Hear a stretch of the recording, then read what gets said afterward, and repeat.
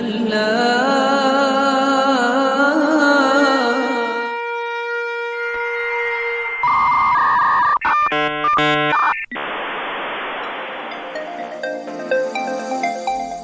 to our podcast, where we talk about the interesting, frustrating, and inspiring experiences we have as people with strongly held religious views working in corporate IT. We're not here to preach or teach you our religion. We're here to explore ways we make our career as IT professionals mesh, or at least not conflict, with our religious life. This is Technically Religious.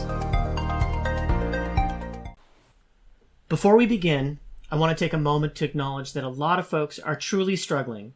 Whether it's because of impacts to their health or fear from the uncertainty around us, I want to let everyone know that our hearts and prayers are with you all, and if you need to talk or vent or share, you should definitely reach out. This is the time when we need each other more than ever. It is March 18th, 2020, and while most of the episodes on Technically Religious are relatively timeless, this topic comes at a point in history where it might be obsolete before it even posts.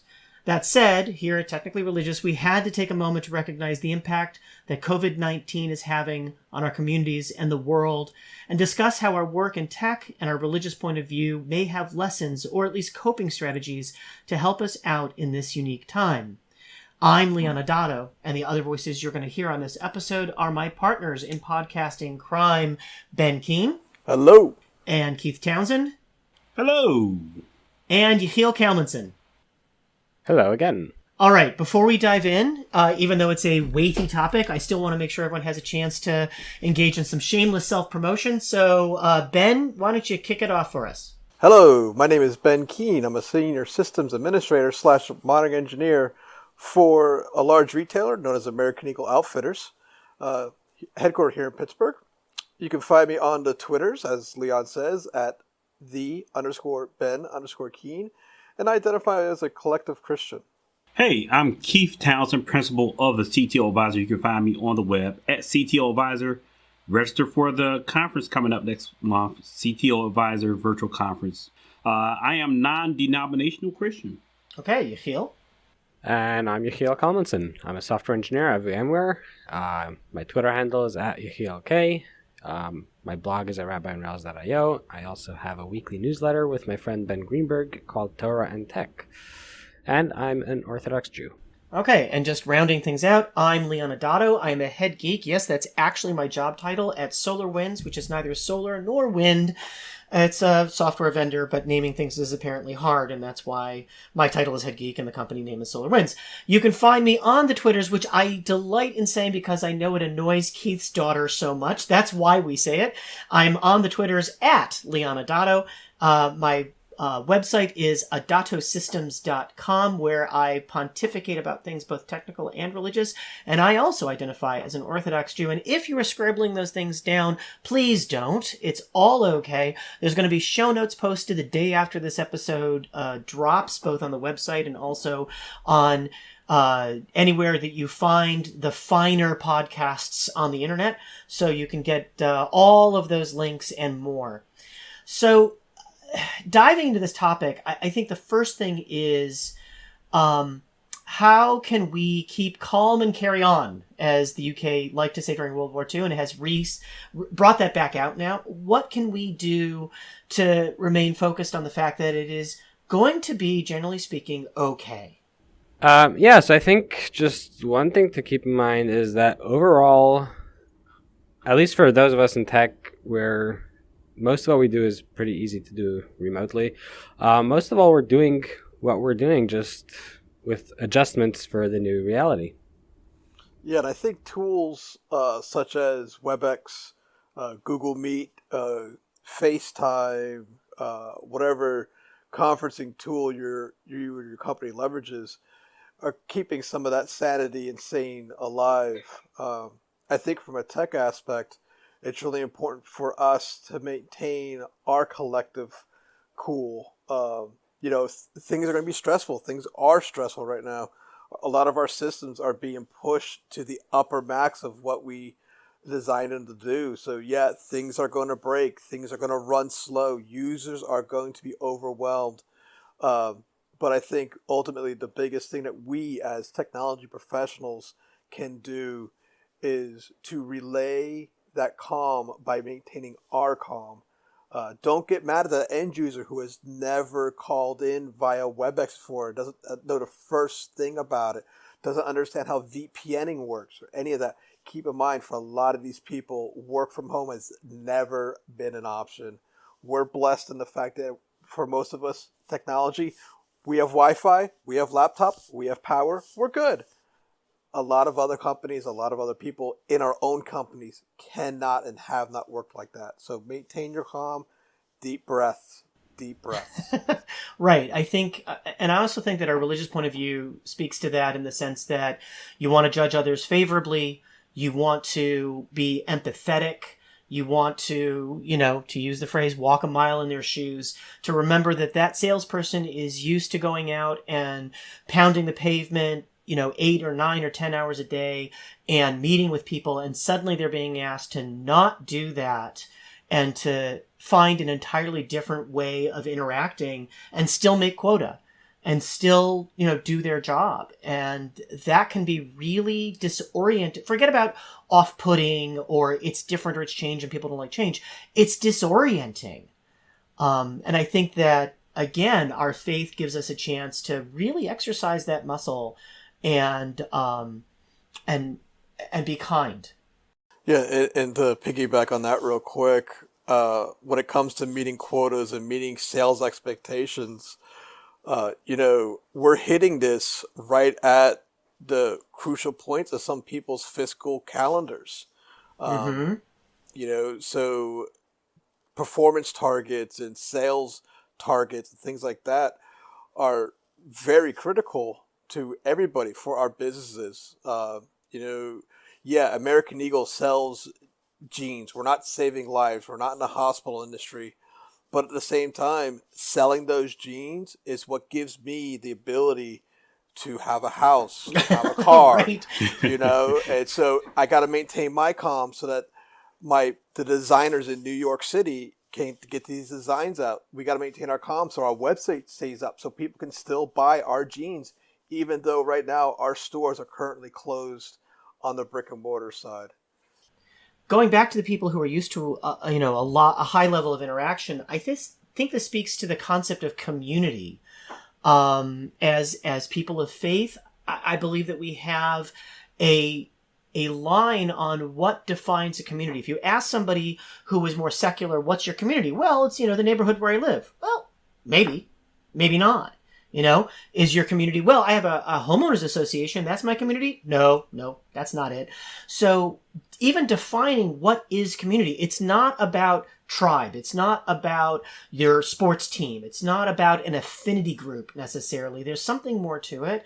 And I think that our religious sensibility helps us understand what that is. And it allows us to leverage the technology to build that community, to allow avenues for folks to continue to experience that sense of connectedness that we crave.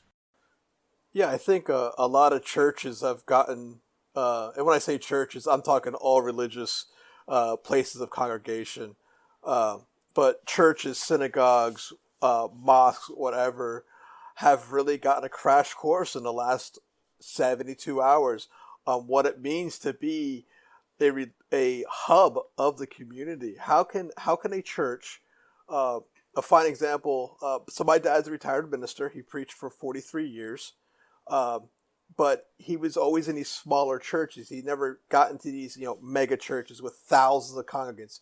He would preach to 30, 40, maybe 100. But a lot of these small churches are having to get a crash course on FaceTime Live. Zoom, WebEx, how can they get the message out? How can they still deliver their service, their product? Much like how can American Eagle deliver our jeans? How can that religious venue still deliver its product and giving people a place to go? Now, personally, my religious view is I don't necessarily have to, I feel I don't need to go to a building to worship my God. I can go outside and I can spend time with my wife and my service dog or my kids, and we can commune like that. But for a lot of people, having that point of focus, whether it's a church, a synagogue, a mosque, is crucial to them and how they are going to get through this. So that's where the crash course is coming in heavy. Well, and it's interesting you say that, because the Jewish community is really struggling because of the point of view. So just for context, in Judaism, we're commanded, not encouraged, not, lauded, but commanded to pray 3 times a day, to come together in a group and pray. And at this point, all the synagogues are shut down. Like, everything is shut down. But it's not just the prayer. There's also lectures and learning that goes on. There's one-on-one learning that goes on. And to just give a sense of the underlying aspect of that, there is a belief that this world exists purely for the purpose of learning Torah, of learning Scripture. And that if that isn't happening, there is no reason for the world to exist. That if there isn't someone somewhere in the world learning Torah, then the world will cease, because the whole purpose of it no longer is there. And to be honest, as these synagogues are closing down, you can see real, almost terror in people's faces. How can this be happening? Yeah, and just add context into what Leon just said. Throughout the darkest periods of Jewish history, and Jewish history has seen some real dark periods, like even during World War II or in Soviet Russia, where going to synagogue was punishable by death pretty much, Jews risked their lives to go to synagogue and pray. The rabbi in the shul where I pray, he was born in Moscow in the 70s. His dad used to walk 2.5 hours every Shabbat. Not to a synagogue even, because that was too dangerous. He would walk 2.5 hours to someone's house where people would gather together and pray. And I heard him, last Shabbat, our shul was still open, and they were discussing if it should close, and it really the prospect that the shul might close really pained him. It was traumatic for him. And the fact that finally we did decide to close just shows how serious and unprecedented this situation is. And that really goes back to speak to why we have to have empathy for our fellow human here.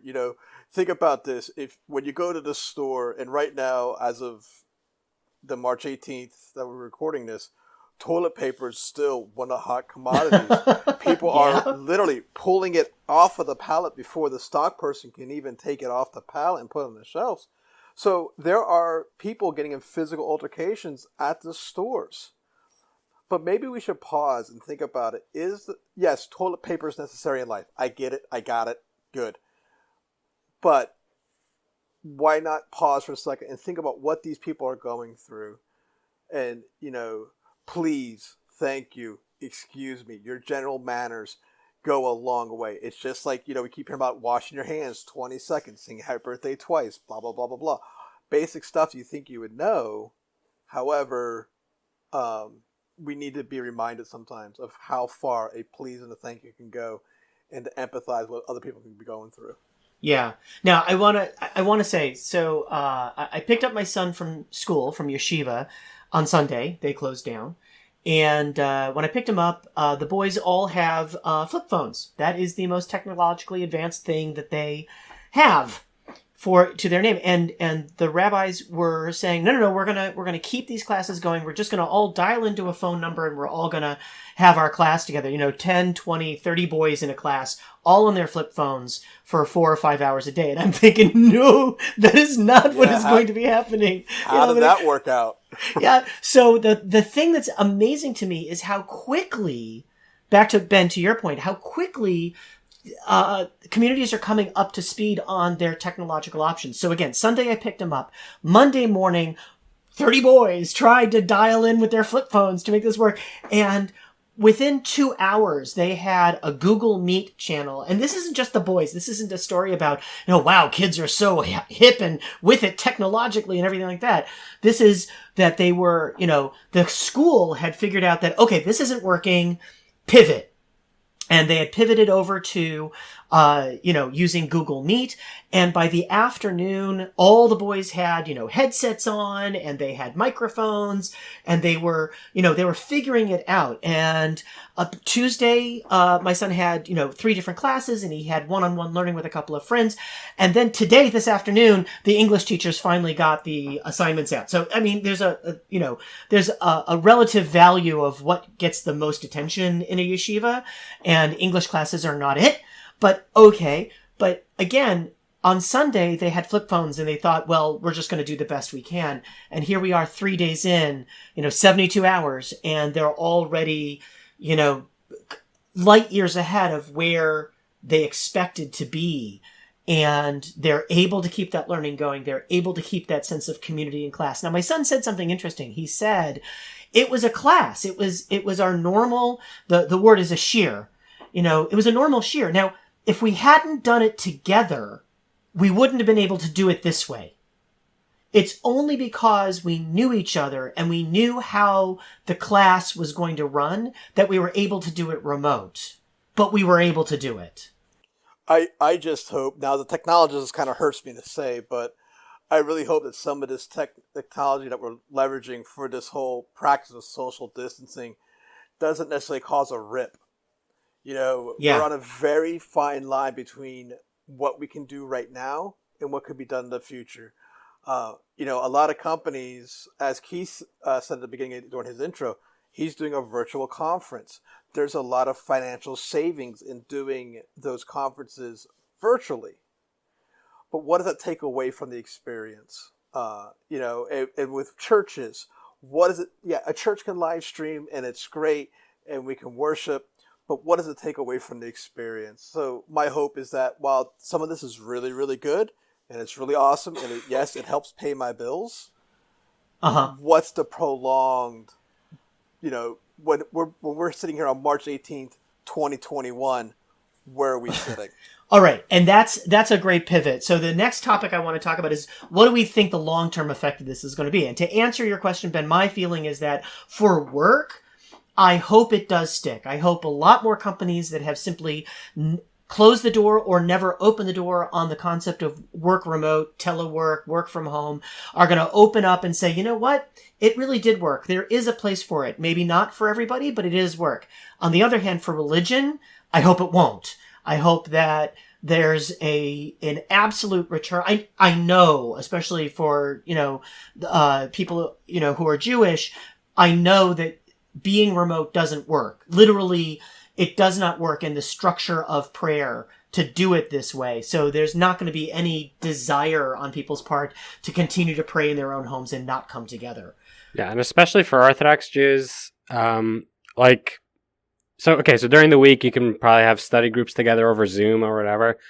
But for Shabbat, at least for Orthodox observant Jews, right? Electricity is, we don't use electricity, we don't use the computers or anything. Right. So Shabbat services are not going to be moving over to Zoom anytime soon. Right, no. even during this crisis, it's still not. Shabbat we will be praying at home alone without our communities. Right. And as soon as the synagogues are able to open, they will open. So, that reminds me of last week we had Tech Field Day, which was fully remote. And if you've ever done Tech Field Day is this event where Stephen Foskett and the Gestalt IT folks get together with 12 influencers. We fly to Silicon Valley or some similar area, and we go from vendor to vendor and presenter to presenter. They present to us their technology stack, and it's a really great, interaction with the product teams. We last week we did VMware, and we did it for the first time virtually last week because we had no choice. And while it worked, it was missing certain elements. It's really interesting. Someone on Twitter said, you know what? I hope companies realize that you don't have to meet in person to be productive. True. But there's a huge difference in, I think, energy when you're missing touch, smell, taste, all these human senses that we have when we commune together. I think the requirement that 3 people be together physically, and in Christianity we have this this commandment that we shouldn't, the Apostle Paul talked about not getting out of the habit of meeting regularly. I think those things are there because that thing that we kind of talk about, energy in the room, it's all, I think it's more of a spiritual experience when humans get together and do the human thing. Yeah, and I think the one thing that this social distancing is doing for some is the deepening of our faith. In a prior life, I served 8.5 years in the military. I got combat deployments and all that stuff. I've been shot at, all that fun stuff. And during that time, which before the last week was some of the worst time in my life, when it comes to not knowing what tomorrow is going to bring, I found myself turning to religion.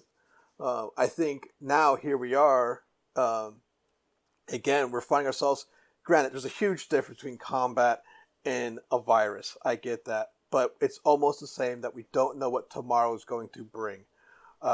So a lot of people are turning to their scriptures, are turning to find this time where they can't go to their normal places. Then they're just sitting and they're finding themselves either meditating, praying, reading their scriptures, or having conversations with a friend, again, over FaceTime, Duo, whatever. But they're having more faith-based discussions of what their religion can do to help them get through this uncertain time.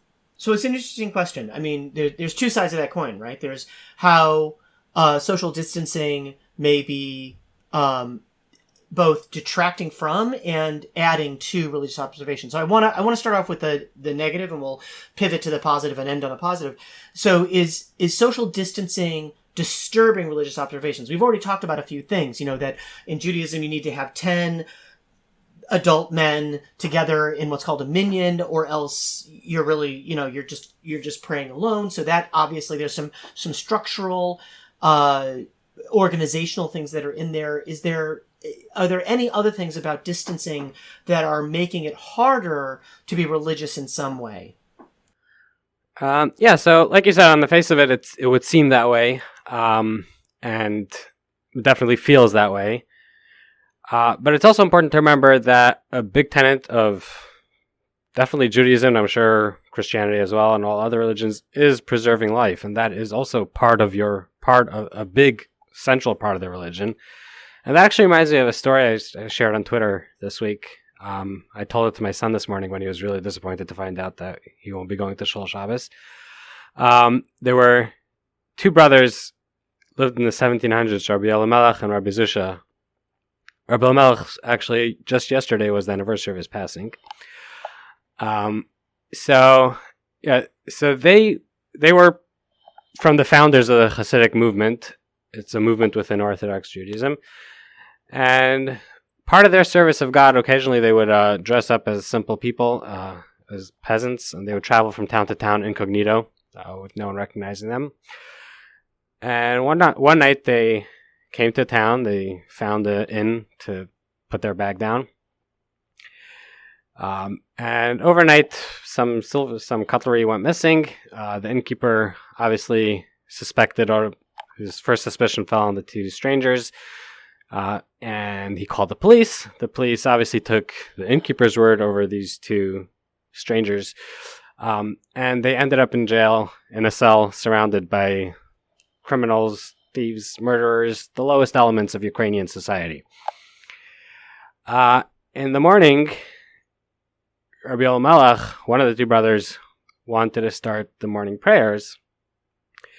But then he realized there's a problem. He turned to his brother Rabbi Zusha. He says, there's a problem. We can't pray this morning. And those Ukrainian jails weren't really high tech, and instead of bathrooms, every cell had a bucket in the corner where the inmates would relieve themselves. And Jewish law says that you're not allowed to pray in a room with dirt, with filth, including stuff you would find in such a bucket. So Rabbi Elimelech told his brother, we're not going to be able to pray today. And like we said, the idea that he wouldn't pray for one day was so inconceivable to him, he started crying. And Rav Zusha turned to his brother, he says, why are you crying? He says, every day we serve God by praying to him. Today, God commanded us not to pray in the situation that we are in now. Today, we can serve God by not praying. That is how we will serve God. And even more than that, when we serve God, there's a commandment to serve God with joy. So every day we would pray joyfully. We would sing, we would dance, we would be involved and, pray with great joy. Now we are serving God by not praying. We have to serve God with joy. We should be happy. And Rav Malach realized his brother was right. And the two brothers started reveling in this new service of God that they just discovered. And they started singing and dancing right there in the cell, surrounded by all these inmates. And these people obviously thought, they never saw, they were still convinced that Jews have horns. So to see two Jews just singing and dancing in a Ukrainian jail cell, that was like it seemed like it was the strangest thing they've ever seen. But, it's a jail cell. There's only so many knock-knock jokes you can say and so many card games you can play. They figured, why not? Break the monotony. They all joined, they started singing and started dancing. And before long, the whole cell was, a whole dance party going on. And the commotion was so loud that the guard outside heard it. And he knew that his job was to make these inmates' life miserable. If they're singing and dancing, he's not doing his job right. So he runs in, he grabs one of the prisoners, he says, what's going on here? Why is everyone singing and dancing? And he says, I don't know. You see those two crazy Jews in the corner? They were talking to each other, they were pointing at the bucket, and they started singing and dancing. So we joined them. We started singing and dancing as well. This guy said, really? That bucket's making them sing and dance? I'll show those Jews. He runs to the corner, grabs the bucket, and takes it out of the room. As soon as he does that, Rav Zusha turns to Rav Malach. He says, Rav Malach, my brother, now we can pray. So, obviously the point of the story is that, it's tough. We are used to worshiping in a certain way. We're used to serving God in a certain way. But right now, God wants us to serve him by protecting our health, by protecting the health of our community. And by staying home, we serve God. Someone said on Twitter that, in the 30s and the 40s, you were a hero by going across the ocean and dying on some Pacific island. Nowadays, you can be a hero by sitting on your couch and binging Netflix. So, right, go for it. Right. So be heroic in our time. Oh, that's wonderful. Great story. Okay, so I think we've outlined the ways in which. I think it's easy to see the ways in which the distancing is bothering our religious observations. But Ben, you were talking about the way it's deepening your faith. It's giving you an opportunity to maybe find a nuance or an aspect that you hadn't before. I think it permeates in a lot of things. This whole idea of social distancing has a lot of negative connotation, but if you also look at it, it's social slowing. Uh-huh. Our lives are so go, go, go. We get up at a certain time. We be at work and we do our work and it's go, go, go. We get home and we got to run the kids to softball practice, soccer practice, football practice, dance, get home. Now we got to make dinner. Now we got to get the kids cleaned up and get them to bed. And then, now I can sit for 10 minutes. Now it's midnight. Now I'm asleep. With this whole idea of social distancing, our kids don't have those sporting events. We can't go out to those happy hours after work. So we're back home. Right now, American Eagle, we're on a work from home basis 100%.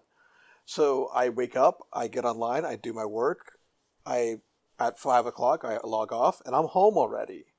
So I find myself being able to sit and kind of be in my thoughts and take into account the blessings that, right now my parents are in the high severity group of possibly contracting this COVID-19 stuff. My dad's a diabetic. He's in his 70s. My mom's in her late 60s. And they're also in Montgomery County, Pennsylvania, which is one of the hardest hit areas right now in Pennsylvania. But I'm thankful that they both have their health. I'm thankful that myself and my wife and my kids, and yes, even our animals, have our health. And so, I'm not necessarily deep in the Bible. I never really have, but I'm thankful for those things. Just like in combat, I was thankful to get through that day. That's how I am now. I got through Wednesday, March 18th. I'm ready to get through March 19th. I'm ready to get through March 20th and just keep going through. And eventually, yes, there is a light at the tunnel. It could be the train coming towards us, or it could be the exit point, but there's a light at the end of the tunnel. Yeah. And I really do believe that it's not a train coming at us, that there is, 14 days, and then, pretty solidly that you're clear. One of the things that the social distancing has done for me, and this is something that I've talked about a number of times on this podcast, is that when I'm praying in a group, I'm sort of caught up at the speed that the group is going at, and I personally feel a lot of pressure because of that. I can't take my time the way that I'd like to, and being permitted, having the opportunity to pray at home means I can take all the time I want or don't want, in any given moment for those prayers, and I also am not distracted by other people around me. I mean, people are there and they have bodies and they sniff or they cough or they whatever. And if you're really focused in one moment and then somebody made a noise, or you just happen to notice at the corner of your eye they're scrolling their phone, or they're done and you're not, or whatever it is, none of those things are, intruding on my focus. Now, do I use every moment to focus with laser-like clarity? No, I don't. But I have the opportunity to, and I'm recognizing that. And so I'm, Yechiel, to your point, I'm taking that as a positive, that this is an opportunity I've got for as long as I've got it to try to really deepen my attention and also enjoy the slowness of the ride. Yeah, I'll definitely say that the last few days of praying at home, while they were missing the communal aspect of prayer, my prayers were definitely a lot more focused and thoughtful than they otherwise usually are. Yeah. So I want to pivot that thought or that idea over to the work and the technical side. There was a song back in the 30s, how are you going to keep them down on the farm once they've seen Paris? So how are you going to keep the office, down in the cubicle once they've seen the work from home, Paris, the joy of it? Will companies be able to get their employees to come back? I'm not so worried about that. Yeah, a lot of us are introverts and we're loving it. We're loving every minute of it. Or at least I loved it last week. This week with the schools closed and my kids and my wife home, and we're back into an open office plan again. But right? And you don't even have cube walls. It's not even half cube walls. It's just the whole office plan is open. An open office plan if your coworkers were jumping all over the place and fighting at the top of their lungs. But okay, obviously once schools are open and, the kids are out, I'd love to stay back at home. But I also realize that I'm not the only type of person around. And I know many of my friends who are not introverts, or some of them are introverts, but they still do need that human interaction that you get at an office with other people. So I'm not so worried that physical brick and mortar offices will be going out of business anytime soon. No, and I think 2 points. One, when it comes to this whole introvert extrovert thing, at least in my experience, a lot of people in tech lean more towards the introverted side of the fence. I'm kind of more of extroverted. I can walk into a room of 10 people and I can walk out with 20 friends. But also on the flip side, we were just talking about earlier about having virtual conferences. Companies might see the savings that they're having by not producing these large in-person shows and think, oh, maybe we can do that again. But hopefully they see the power that comes from having people there. Same thing with work from home. Yeah, it's great for a few days. But sometimes you can hatch things out with a whiteboard and having all the key players, all your key stakeholders in that physical room. There's no audio interference. There's no lag of webcams. There's none of that. Oh, can you see my screen now? Can you hear me? Exactly. Can you hear me now? Right?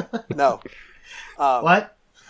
What? But having Oh, sorry. I just- No, you go ahead. You go ahead. yeah, but having that opportunity to meet in person, I think will stay in place. Now, hopefully, some employees that are companies that are more button seat compared to allowing remote work, hopefully they can see some of the benefit of allowing some of their employees 1-2 days a week from working from home. But personally, I work from home 2 days a week, and I look forward to the office 3 days a week. Yeah, I think my hope is that offices realize that work from home, telework is a both and, not an either or decision.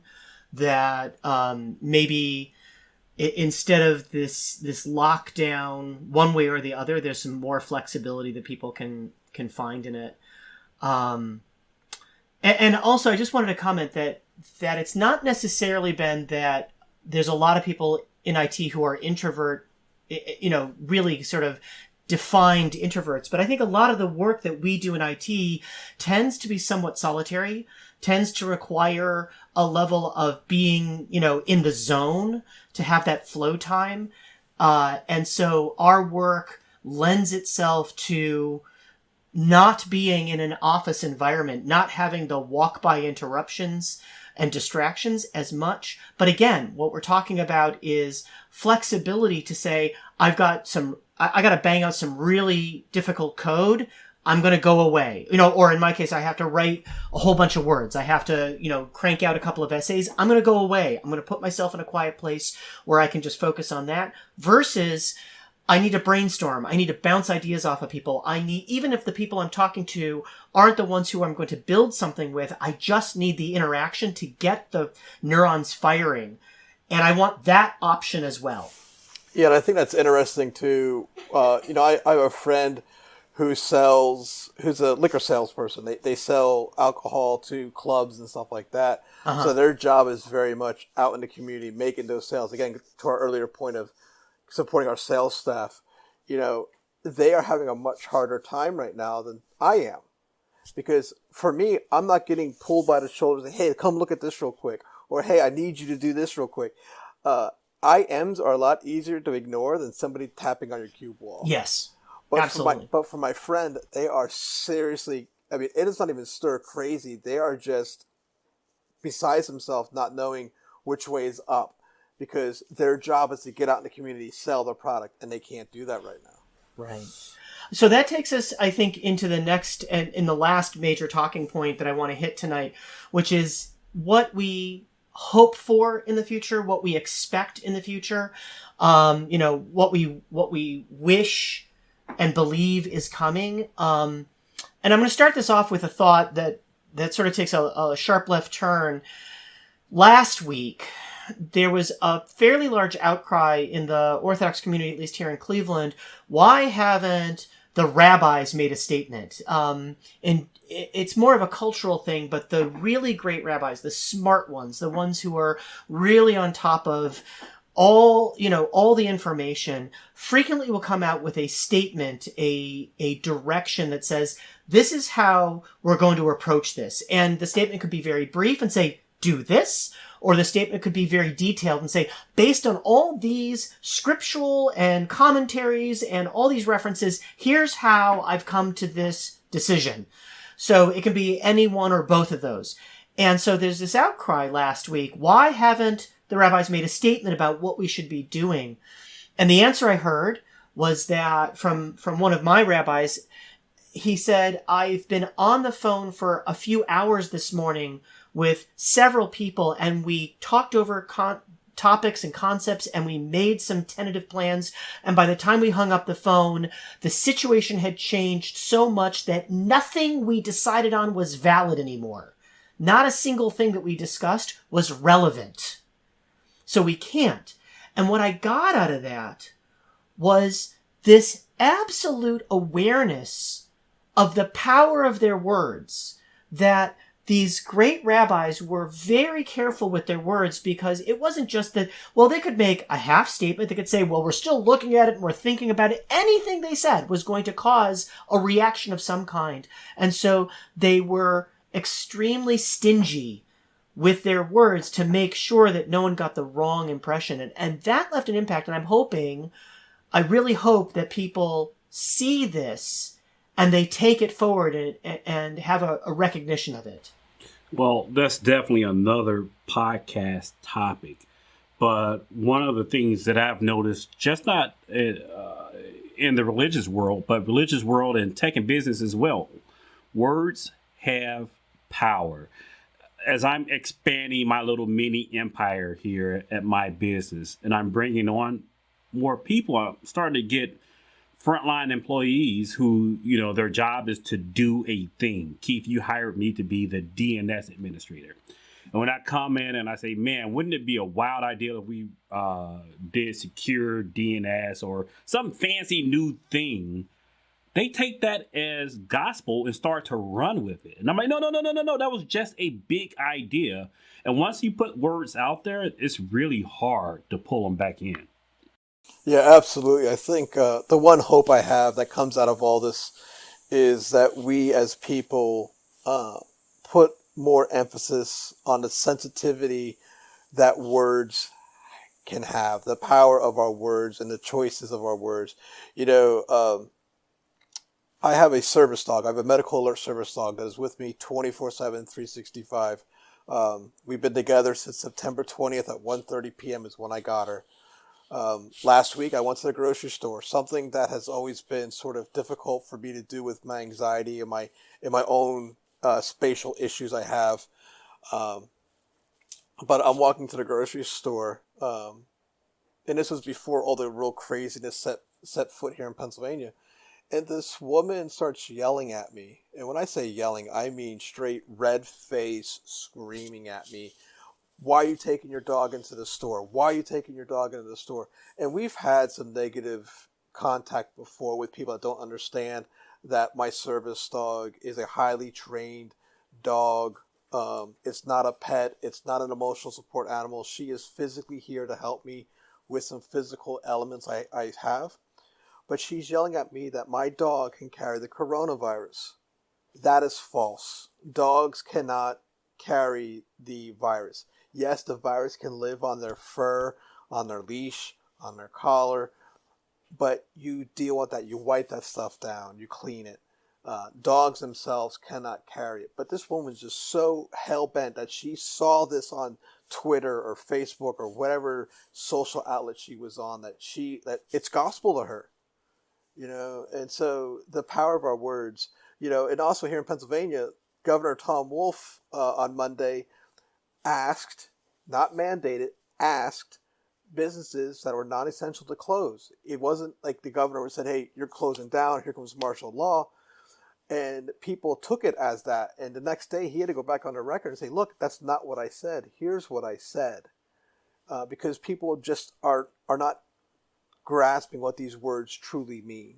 So hopefully in the future, when the next big thing comes down, because let's face it, there is going to be the next big thing, whether it's a virus, natural disaster, whatever. It's right. Unfortunately, it's always something. It's always going to be something. Hopefully, when that time comes, people are a little slower to choose their words. Yeah, and I think also actions. People who choose to stay open when they've been told to stay closed, or people who choose to go out and congregate when they've been told to shelter at home. And, also even just our consumption. I mean, we talked about it, we mentioned it earlier on, but the whole toilet paper thing, like what, I just want to know, like, where did that even start? Like, why are people worried about the toilet, of all the things, toilet paper? Like, I can see water, I can see food, I can see, all that. I can see, corn chips or salsa. I can see a run on those things. Liquor or for bacon. sure. Thin Mint cookies. Thin Mint Right? cookies. I mean, come on now. Yeah, and but toilet paper. What's that about? Yeah, it's human nature. We want to control the things we can't control. And one of the things that I've read is that for whatever reason, people have this sense of control when they say, you know what, And I've gotten into arguments with some good friends. I'm like, we live in Chicago and we have pretty great cleaning water, and you've never bought bottled water, but yet you have cases and cases of bottled water. And it was that their response was, I'm prepared. And while it was completely irrational, it was just emotionally just something that they could do because you feel just a lack of complete control, which is really interesting because we're on a religious podcast, and that's we accept the fact that we're completely not in control in theory. Right. It's like it's not in our hands, but I'm gonna buy this toilet paper. Right. Yeah, but regarding toilet paper in particular, actually, interestingly, and don't quote me on this because I don't remember where I saw it and I don't remember if or whatever. But I think I remember seeing that in a previous emergency, I think in Hong Kong, they did run out of toilet paper. So, and sort of that got ingrained in people's lizard brains. So as soon as the pandemic hit, people's lizard brains automatically, their first response was, "Gotta get toilet paper." Right. But I also wonder if it's just that mob mentality, that scarcity syndrome that sets in, and you see somebody grabbing a whole bunch of toilet paper, and you think, "Oh my gosh, that's what everyone needs," and there's a domino effect. Yeah, of course. I mean, even if people's rush on toilet paper is irrational, the fact is that if they're rushing on toilet paper, and next week I'm going to run out of toilet paper, and there's not going to be any in the stores, I'm not going to have toilet paper. Now. Yeah. Exactly. And I think that speaks to the larger concept of, again, like we should be careful with our words, we should be careful with our consumption, that our consumption can affect other people in ways that we're not necessarily predicting.